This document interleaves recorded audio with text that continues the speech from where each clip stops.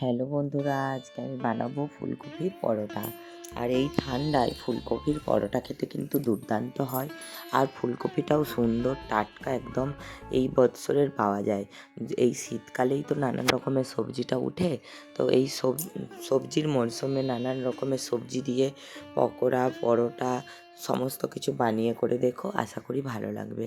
তো দেখো, প্রথমে আমি ফুলকপিটাকে কেটে নিয়ে একটা টুকরো বের করে নিলাম, নিয়ে ধুয়ে নিয়ে ওটাকে কুড়ে নিলাম। তো এখানে গ্রেট করে নিয়েছি আমি, ওই গ্রেটার দিয়ে গ্রেট করে নেওয়ার পর তারপর ওটাকে আমি মাখিয়ে নেব। আমি ময়দা মাখিয়ে নেব, ওটা এখন আমার রাখা আছে সাইডে।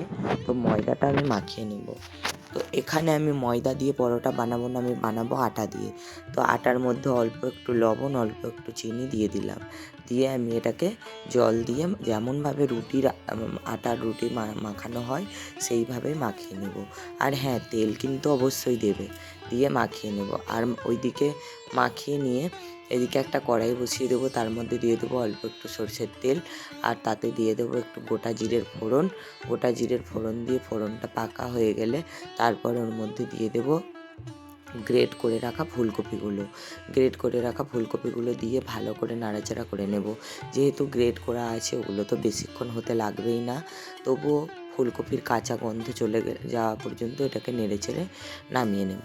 তো বন্ধুরা, অনেকে আছে কাঁচা গ্রেট করে ফুলকপিকে দিয়েও করে, ওটাও কিন্তু করা যাবে। কিন্তু আমি একটু ওই গন্ধ ছাড়ে না ফুলকপিটা, মানে হালকা হালি একটা গন্ধ ছাড়ে।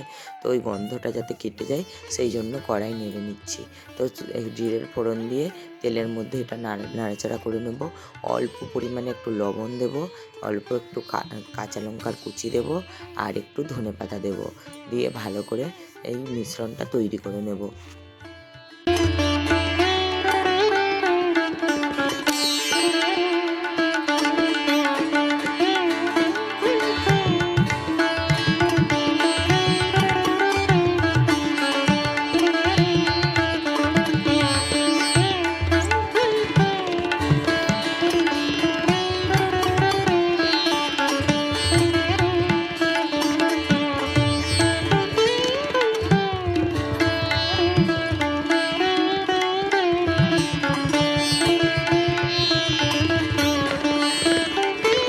ফুলকপির পুরটা রেডি হয়ে গেছে।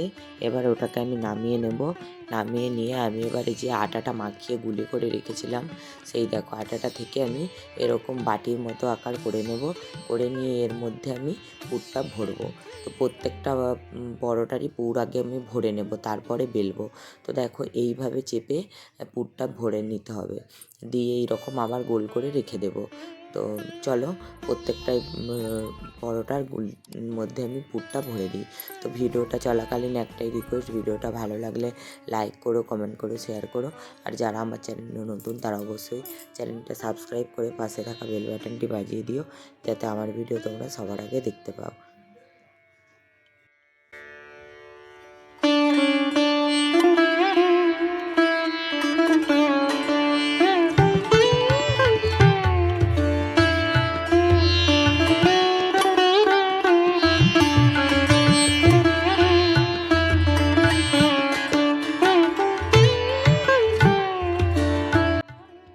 এইবার আমি একটা একটা করে পরোটাগুলো বেলে নেব। তো তোমরা এখানে আটা দিয়েও বেলতে পারো, আবার তেল দিয়েও বেলতে পারো। আমি এখানে আটা দিয়েই বেলে নিলাম, তেল দিয়ে আমি বেললাম না। তোমরা যে যাভাবে বেলতে পারো। তো চলো, প্রত্যেকটা পরোটা আমি এইভাবে বেলে নেব গোল গোল করে।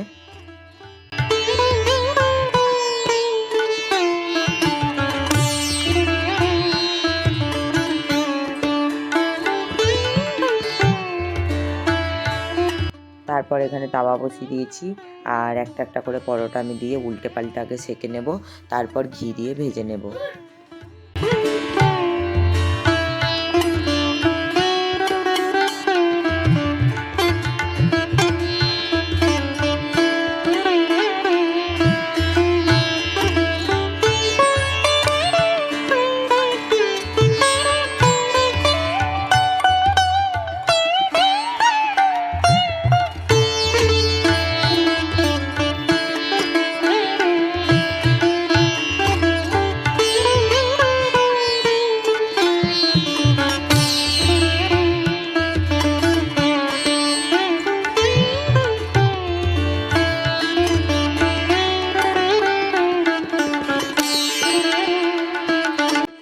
দেখো বন্ধুরা, সব পরোটাগুলোই আমার সেকা হয়ে গেছে। এবার আমি এগুলোকে ভেজে নিচ্ছি।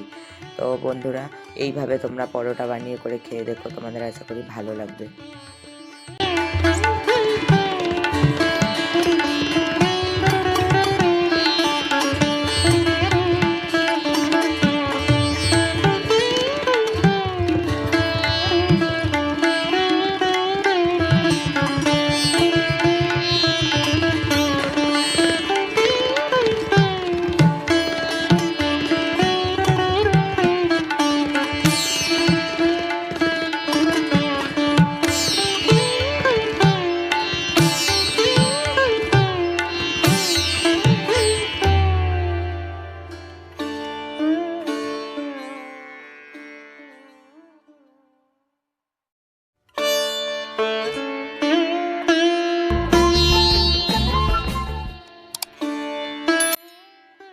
পরোটাগুলো এখানে রেডি হয়ে গেছে। তো পরোটাগুলো চলো নামিয়ে নিই। আর চলো আবারও আসবো নতুন একটা ভিডিও নিয়ে তোমাদের কাছে খুব তাড়াতাড়ি। ততক্ষণ তোমরা ভালো থেকো, সুস্থ থেকো আর সাবধানে থেকো। টাটা বন্ধুরা।